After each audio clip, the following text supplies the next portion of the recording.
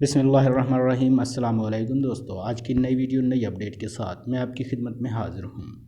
آج کی خبر جو کہ تنخواہوں میں 200% اضافے کے حوالے سے، جیسا کہ آپ نے اوپر اس کا آئیکنز دیکھ لیا ہے۔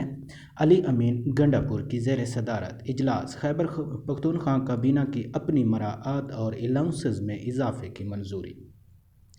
وزیر مشیروں معاونین کا ماہانہ کرایہ 70,000 سے بڑھا کر 2 لاکھ، تزئین و آرائش کی رقم 5 لاکھ سے بڑھا کر 10 لاکھ کر دی گئی ہے۔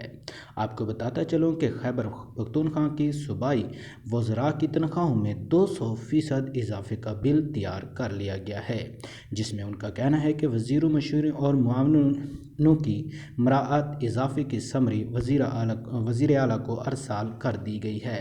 علی امین گنڈا پور کی زیر صدارت یہ اجلاس ہوا، جس میں خیبر پختونخوا کابینہ کی اپنی مراعات اور الاؤنسز میں اضافے کی منظوری۔